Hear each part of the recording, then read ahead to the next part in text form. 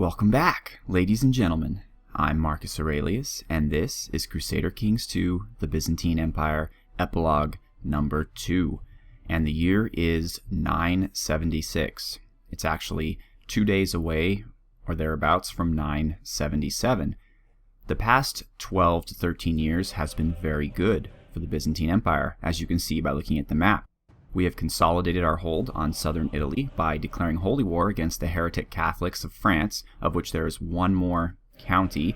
We've managed to claim the Duchy of Spoleto in a very expensive claim forgery process. The only problem here is that I couldn't hold on to the duchy title and I didn't get either of the counties. So my solution for that was to give the duchy title to this fellow, Du Comitas. He is my kinsman, and he was the Count of Orvieto. So now he is the Count of Orvieto and the Duke of Spoleto, which includes Orvieto, even though that's not in the traditional de jure duchy. And this is where my retinue currently stands. We're at 9,000, so we need to reinforce a bit. What else is new? Well, the House of Constantinople has done quite well for themselves. I have given them... Let's see here. Where are you, House of Constantinople? I thought I gave them lots of things. Let's see. I thought Foggia. Yes, so the House of Constantinople has Foggia now. And Benevento, Brundisian, and Amalfi. I believe that is it. They are a very powerful house. Yes, we have the Counts of Amalfi, the Counts of Benevento. And luckily they're having male children, because even though I can inherit for women, apparently other people can't. So we have Countess Viviana of Tiberias. She took it because she was the only one left. Unfortunately, Tiberius is going to be leaving the House of Constantinople soon. Narses here has Marcus, the Count of Foggia. He only has a daughter, which is fine unless she gets married non-matrilineally, so Marcus, you better do what you need to do. So the House of Constantinople has grown quite powerful. Let's see, Neophytos. We have the Count of Sinai, who also seems to be only wanting to have children. Come on, dude. And we have 3 Aureliuses here, which one is the Countess of Damascus, though the County of Damascus will be leaving our name as well, because she's only a woman and their children are House Aplaques. So that's a shame. But still, southern Italy is solidifying under the rule of the Counts of the House of Constantinople. Now, there's a civil war going on here, which I am not thrilled about, but so be it. What else is new? Well, Scholastica, well, as you can see, Dr. Clinical's getting a little old, and she's at peace with a lot of people because she was declaring very many wars. But Scholastica has had 2 more children. We have Constantina, and we have Michiko. Those are both our named friends, and of course Gordon Overkill. Sage Mistress still only has Iron Scolina, and as she's a homosexual, I do not necessarily think she will have more. She's already 34. And Mikkel Braxton just got married to Asta Hemmingsdotter, and hopefully they will have many, many children. Let's see, what else to report? Well, first of all, of our siblings, Prince Dr. Dalamand apparently went all the way up here to Northampton and married the Duchess. And her children, of which Aoife is the one that we named. Now, something's changed here, but Aoife used to be the Queen of Frisia. And as you can see, her children are the Princess of Frisia and the heir to the Kingdom of Frisia, which is funny because we were talking about Frisia, but now we're going to be ruling it. Unfortunately, not under our name, under the name of von Dordrecht. But here's the weird thing. This dude's still alive, and he's married to this fat chick. So I can only imagine that he divorced Aoife to marry this portly woman, and I don't understand why he would do that. She hasn't given him any more children, and I still think that my children, or I should say Aoife's children, are in line for the throne. So, yeah, the Aureliuses will not be in charge of Frisia, but they do have Aurelius blood in them. Moving back to the family, we have Rapitia.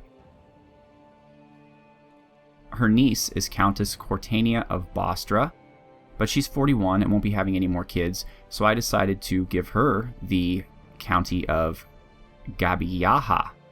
So she is the heir to that. So this lady will have 2 counties under the Aurelius name, and she's married to this guy in a matrilineal marriage. So hopefully they will have boys so that the name will carry on in those 2 counties. Although, oh good.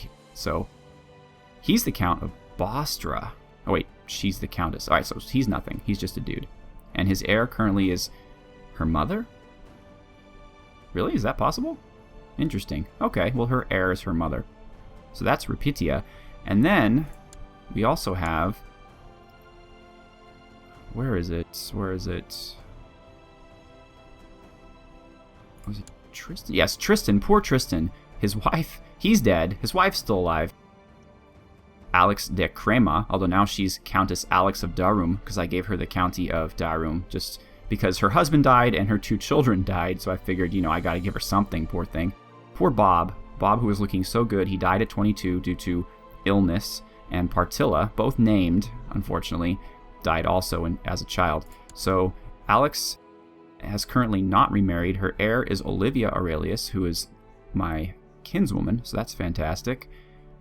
Though I'm not sure, who are you, Olivia? You are Bob. Okay, Bob. So Bob's daughter Olivia is still alive, and that's a new one. I don't think you guys know Olivia. Yeah, she's only 8. So she's also a named member of the family. So good, good. The family will stay in her hands. Let's see, there's Rapitia. So I've given her Egypt. We have, of course, all of Alexandria, all of Cyrenaica. We actually got a nice little message saying, hooray, we've reconquered Cyrenaica. And we also got a message saying that we reconquered all of Syria Palestina.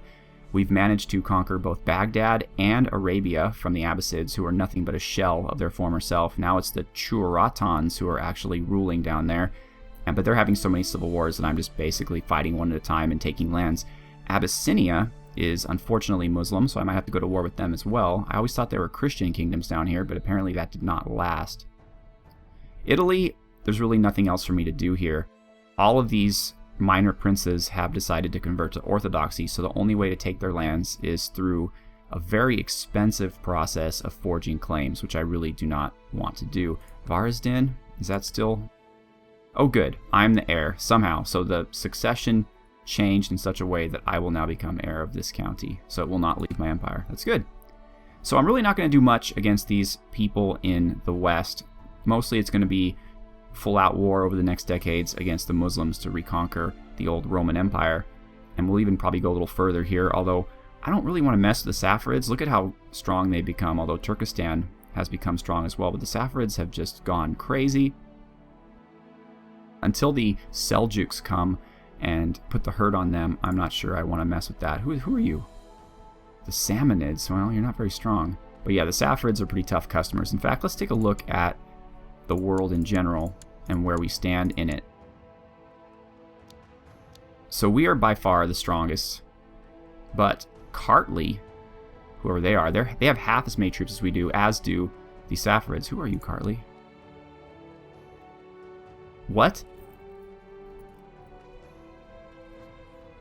You have 12 counties to your name, and you have 25,000 troops? That's insanity.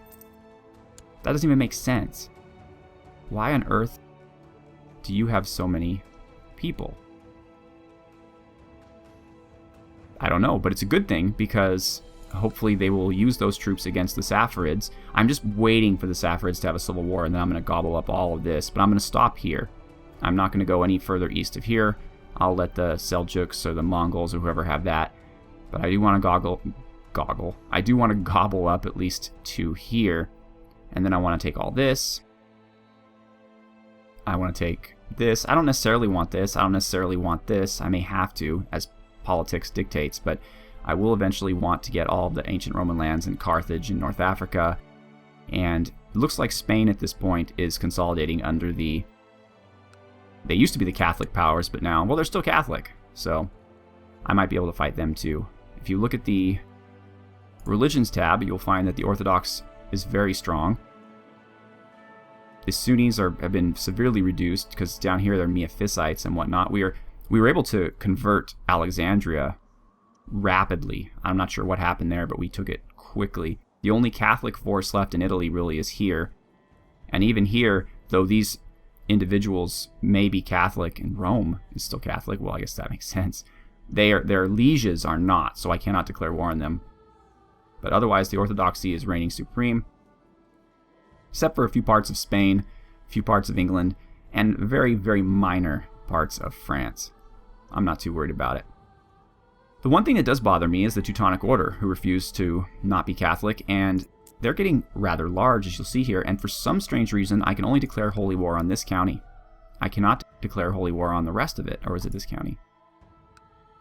I'm not sure, but one of these counties I can declare holy war on, but not the rest, and I'm not entirely sure why, since they are all Catholic, but there you go. So, Dr. Clinical is 54 years old. She's not going to live forever. When Scholastica ascends to the throne, I'm going to create a lot of duchies to build up her prestige. Though, since her heir is a boy, she will lose that -10 that her mother had, and hopefully her rule will be easier. She's still depressed, even after having 3 children, but she's alive, so that's the best I can hope for. Gordon Overkill is honest and proud so far, and he's already 13, so I'm not sure how many more traits he's going to gain in the next 3 years, but it could be worse. I mean, he's got a really solid diplomacy score, and he'll have good counselors. So I'm just going to marry him to the most fertile woman in the entire world, and then we should have plenty of children at that point. These two, not sure. Once Gordon gets to the throne, I could have them... Well, they're both being raised by Simeon. No, I'm raising Constantina, but Simeon is my eunuch who is a really great diplomat. So I'm hoping that Michiko will turn into a really great diplomat. I have some people, I forget who they are. Some people. Is it Sage Mistress's daughter, Iron Scolina? I think I had her raised by Juliana, the super general who was my organizer, and you can see her military skill is quite impressive. So I'd very much like to use her as a military leader and give her a county at some point once the succession is clear. Once Gordon Overkill inherits, I think she'll be not much of a threat militarily. She unfortunately is a flanker, but still, I'll take it. I'm running out of organizers, actually.